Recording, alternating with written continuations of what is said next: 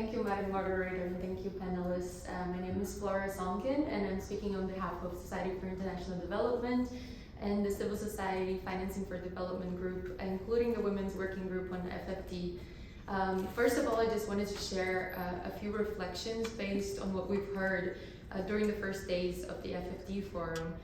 We heard many pleas from governments, especially from the Global South and by civil society as well, about the unbearable debt burdens, the issues with illicit financial flows, tax abuse, and how the current international financial architecture is really unfit for purpose to achieve the SDGs, and let alone to provide the resilience in the face of the climate emergency and the social and economic impacts of the COVID-19 pandemic. Many also noted how the UN should be really a central platform for policy coherence and international cooperation and decision-making on these matters.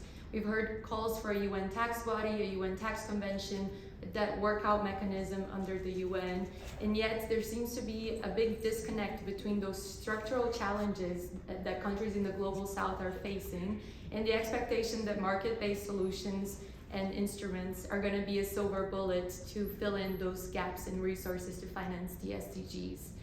We see growing calls for countries to create an enabling business environment, for governments to provide incentives such as tax holidays and guarantees to leverage private finance by using their already really limited public resources and even ODA to de-risk private investments. As confirmed by previous speakers, investors have a lot of excess capital in their hands. So why are governments and taxpayers being expected to be taking on the risks on their behalf? A reliance on private finance to fill in the so-called financing gap to reach the SDGs raises a lot of concerns. And trusting that profit-seeking actors will pave the way towards sustainable development through voluntary contributions is really not smart policy, especially if we consider that unsustainable business models are at the core of many of the challenges that the SDGs aim to respond to in the first place. For instance, when we see some of the world's largest commercial banks and fossil fuel investors taking central roles in policy discussions on financing for development and advising the UN on sustainable development, we must be really asking ourselves if there isn't something wrong and contradictory here. As Rodolfo mentioned earlier, the risks of greenwashing and SDG washing of business activities are very real, and we don't want to see the UN becoming a place to rubber stamp these approaches. So to conclude, it is about time to get real about what private markets can and can't accomplish.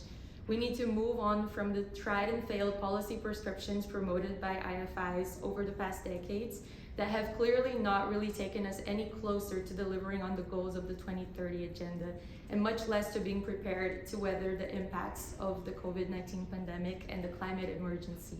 So when we hear over and over again the call for innovative solutions at so many multilateral spaces, including the FfD, one must wonder why we continue to end up with privatization and austerity, and with relying on private finance and deregulated markets to deliver public goods.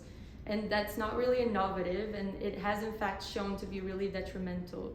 So we therefore urge governments to focus on systemic solutions to address barriers to domestic resource mobilization, including debt cancellation, international cooperation to address tax abuse and avoidance, financial sector regulation, and capital market controls. And to reach these agreements, we really need a fourth UN FfD conference. Thank you very much.